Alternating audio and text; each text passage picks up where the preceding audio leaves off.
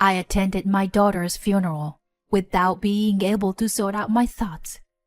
My 27-year-old daughter had suddenly passed away. As I stared blankly at her house, my 4-year-old grandson pulled on my skirt and murmured a shocking phrase. And my daughter's mother-in-law, who was nearby, listening to those words, turned pale. Her tragic end was just beginning. I'm Tina, a 50-year-old housewife, and I work part-time at a local diner. I have a daughter named Lauren. She got married to her husband Keith when she was 21. At first, she lived with her in-laws, but she couldn't get along with her mother-in-law. So they live separately now. No grandchildren yet, Lauren. How many years has it been since you got married? You are really useless. You are not fulfilling your role as a daughter-in-law. It seems that she was repeatedly blamed by her mother-in-law about children until her grandson Alex was born.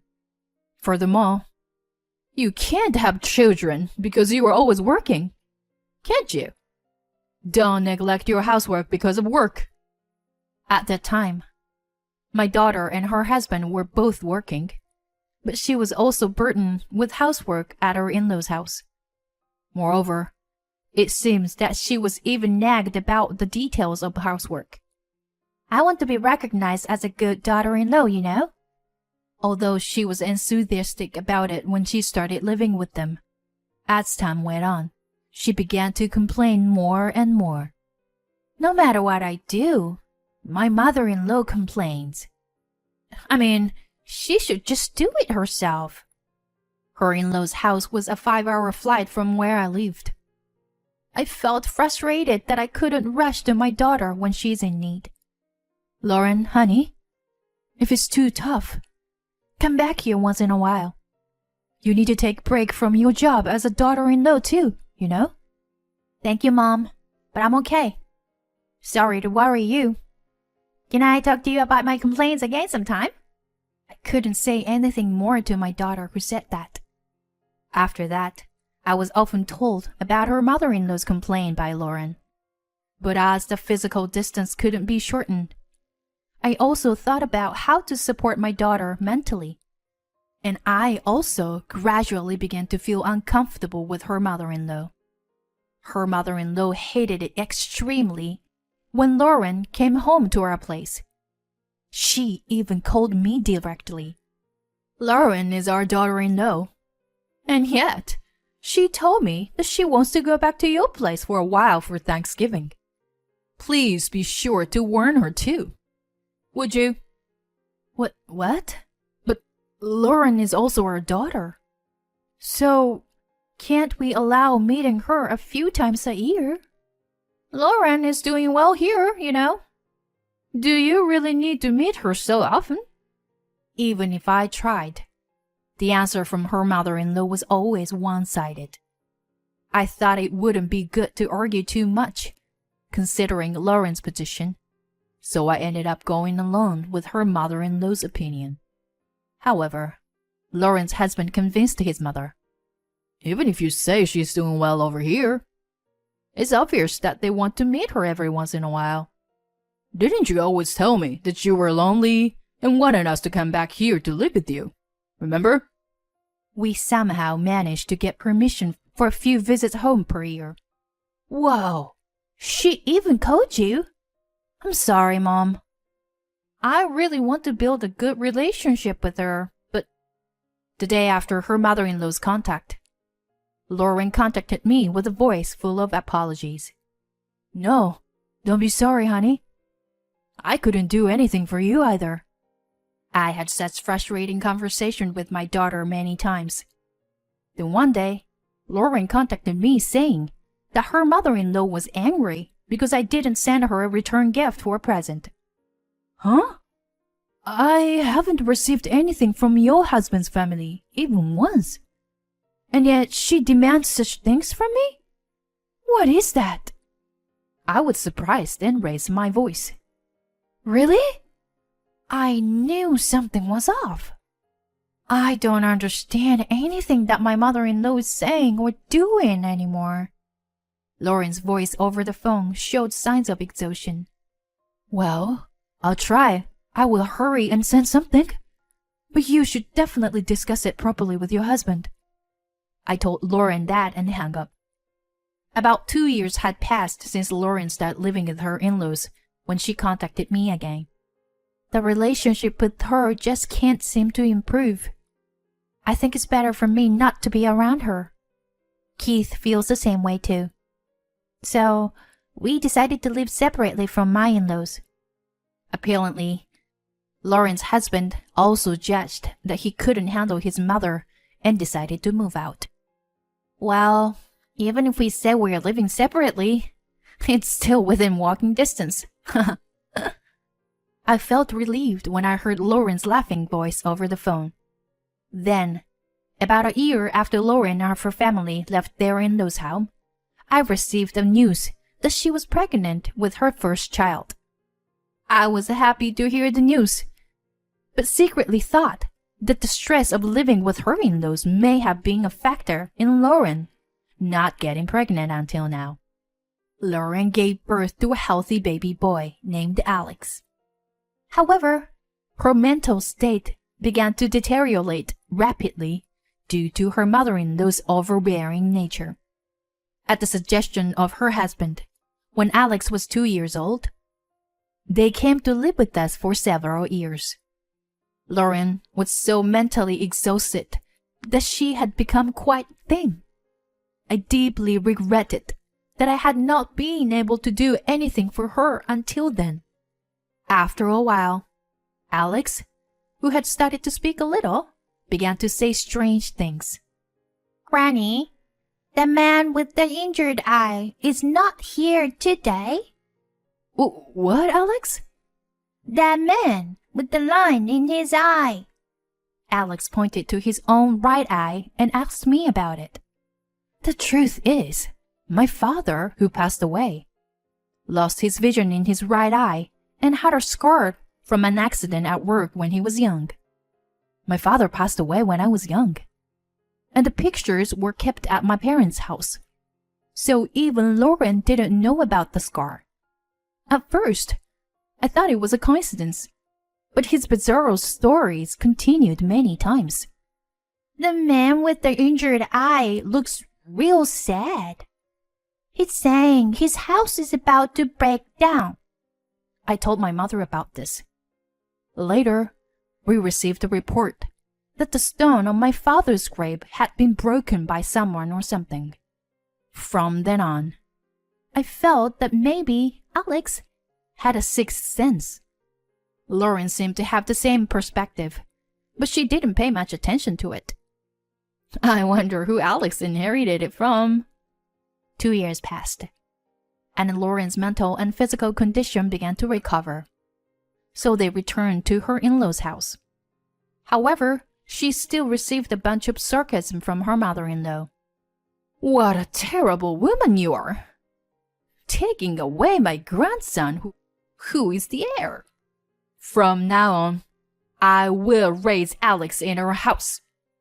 Thankfully, Lauren's husband and father-in-law, her mother-in-law was restricted in contact with them. So she seemed to be able to spend a more comfortable life than before. However, tragedy struck suddenly. One day, out of nowhere, Lauren's husband contacted me and told me that Lauren had fallen down the stairs and died. This news was hardly believable. However, when I rushed to the hospital, she had already become cold, and I had to accept the reality. Soon after, the funeral was held. And of course, Lauren's husband, Alex, and her mother-in-law attended. I managed to maintain my composure and exchanged a greeting with her mother-in-law. But falling down the stairs? Was she not paying attention? With her words, I couldn't even think of her as a human being. And I didn't have the energy to argue back. Mom, how can you say that even at a time like this? Lauren's husband also heard his mother's words and accused her furiously, but she seemed completely indifferent. Then she said to him, who was holding Alex, "Why don't you watch him carefully instead? Don't let him say anything creepy like he always does." Mom, cut it out! Lauren's husband was clearly upset with his mother. "Excuse me, I'm going to step out for a bit. Can you take care of Alex for a while?" Lauren's husband entrusted me with Alex and forcefully took his mother outside the venue. Alex seemed unable to comprehend that his mother had passed away, and I was doing my best to hold back tears. Granny, why do you look so sad? Mommy's worried about you. Alex looked at my face with a worried expression. I felt tears that I had been holding back quietly overflow. "Alex, sweetheart, is Mommy here?" Yeah, she was behind you until a little while ago. She's with Grandma now, over there, with Daddy. Saying that, Alex pointed to where Lauren's husband and mother-in-law. Mommy said Grandma pushed her on the stairs. Huh? As soon as I heard Alex's words, all the attendees turned their attention to us. Alex! Don't say things like that! Lauren's mother-in-law looked pale at his words, and I could see she was flustered. "Alex, can you tell me the story about Mommy later?" I spoke to Alex to calm the situation down. After the funeral was over, I returned to Lauren's home with Alex and talked to him slowly. Meanwhile, the mother-in-law was taken to the in-laws' house. "Well, Alex, can you tell me the story now?" Mommy's story? Sure. Let's go to my room. Mommy's saying something good is in my room. Alex led me to his room, holding my hand with a cheerful expression. That thing over there. Can you take it for me? And looking around the room, Alex pointed the box. Upon checking the contents, there were a small camera and recorder inside. According to Lauren's husband, Alex seemed to be talking to someone even though he was alone, and he would stare intently at nothing. Lauren found it interesting and installed a sound-detecting camera and recorder. "Alex, do you know what this is for?" No, but Daddy knows, right? With Lauren's husband, we nervously confirmed the contents. On the camera, we saw Lauren's mother-in-law breaking into Alex's room, disregarding Lauren's protest.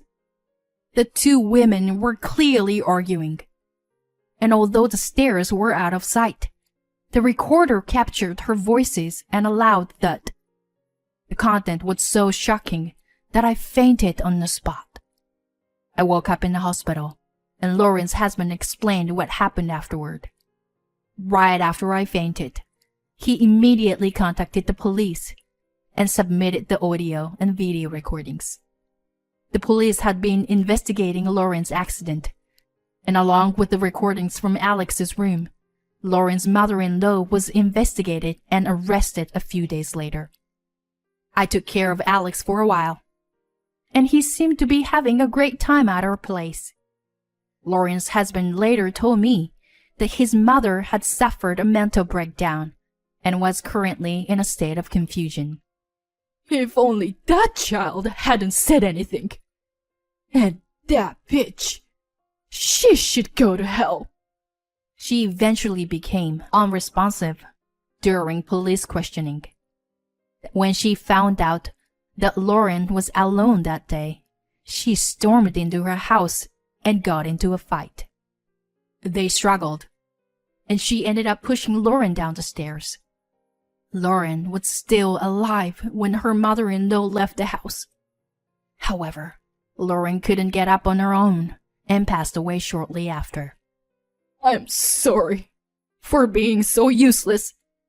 That day, I went out with Alex to give Lauren a break, but I never expected my mother to show up. I can't. I'm sorry. Lauren's husband apologized to me while crying, and I could only listen in shock without being able to sort out my own feelings. Then Alex, who was watching me closely, came over and petted my head. Granny, Mommy told me to do this. She said she can't touch you, but I can. He looked at me with a smile. I hugged Alex and cried for a long time before finally gathering my thoughts. Lauren's mother-in-law was taken to the police station, and her hallucinations seemed to have subsided. So there were no legal issues related to her mental state. She was found guilty and became a resident on the other side of the wall. Lauren's husband had to explain the situation to his company, and as a result, he was able to transfer to a neighboring state where I live. While he worked, I took care of Alex. I know you don't want to see me, but for Alex's sake, would you allow me to live nearby? He said this and I agreed. Keith, when you find someone new, I'll take care of Alex for you, so don't worry, okay? Thank you, but Lauren is my only wife. I will work my hardest for her sake and raise Alex into a fine human being. As for me, I had enough savings from my late husband's inheritance to live comfortably. I spent my days enjoying time with my grandson. As for Alex, he no longer said strange things like he did before. Whenever I ask him about it, he just says, I don't know. That's all he says. Alex seemed to be enjoying himself with his new friends every day. I still think about my daughter Lauren and cry until my tears run out when I'm alone at night. But for Alex's future, I want to love him as much as I would have loved Lauren.